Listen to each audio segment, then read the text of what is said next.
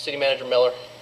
Mr. Mayor, if I can, I'll give, if you wish, I'll give a summation of the testimony or letter that our election board provided, and then also give a kind of a chronology of our thinking, meaning the city attorneys and my thinking, and why we are recommending what we are recommending.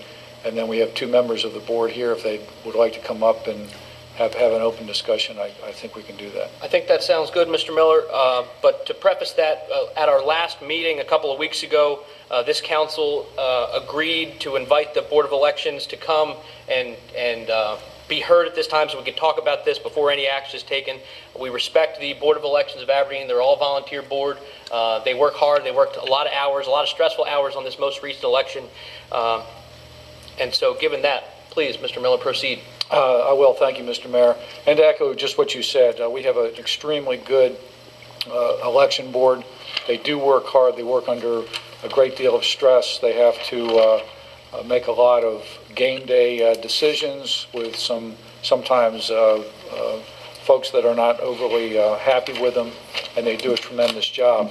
As the council is well aware, we had an election that only elected 3 seats. The 4th seat was a dead tie. The election board has provided us a letter basically saying, and our chair read it into the record at our last meeting, basically saying we think we should have a tie break between the 2 tied candidates.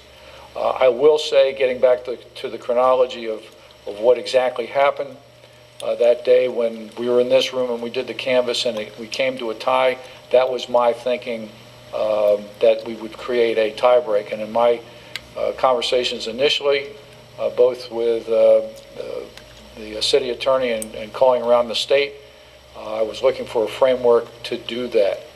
However, as we examined it further, and also because there is a very real requirement that we properly seat a council, and that's important when we borrow money, when we do other things. We look to 2 things. We look to the charter, and a tie break is not provided for there. And then we look to case law in Maryland in similar cases. When we did the second analysis, it was clear to us that or at least our interpretation, that the people of Aberdeen did not elect a 4th seat, and therefore we must fill that seat as if it were vacant, much like we did when Councilman Garner died. And there is a process for that in our charter. So where we would like to have said, from a case of sheer democracy, let the people decide, it's not provided for. There is danger there in terms of not properly seating a council that could come back and haunt us in future endeavors or in future efforts. So therefore, it is the city attorney's recommendation and my recommendation that we handle this 4th seat as if there's a vacancy, whereby then the mayor nominates and the council confirms. So that again is the chronology, that is our thinking. Obviously, if the 2 members of the board wish to make any further comment, they may. But I did want to give them the courtesy of that explanation, the people the courtesy of that explanation. And